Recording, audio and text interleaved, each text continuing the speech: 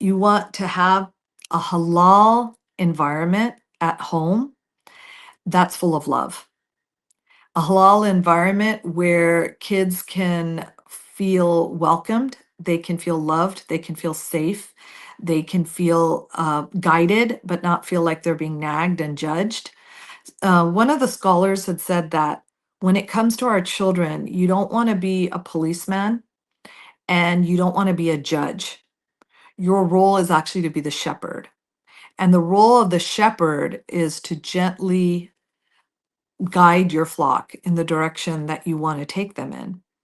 And when it comes to your home environment, that environment is built by three things. It's built by what the kids are seeing, it's built by what the kids are hearing, and it's built by what kids are feeling. And you can nag and lecture your kids all you want. We all do that. We can nag and lecture our kids all we want. But at the end of the day, what the kids remember the most is how we made them feel. What was the feeling that they had when they were around us? And I can't remember if it was Toni Morrison or if it was Maya Angelou, but one of these African American female authors, she had a great quote where she said that every child, when they walk into a room, what they want to see is they want to see that their parent lights up when they see them.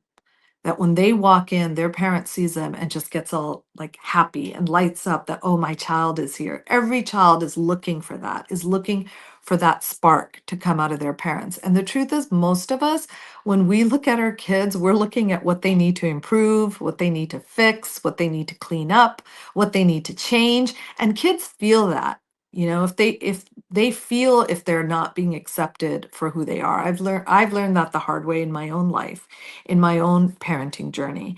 And so, if that's one thing I can emphasize to parents, it's to find the thing that you love and respect and admire about your child and focus on that, because every child has something beautiful and something praiseworthy in them.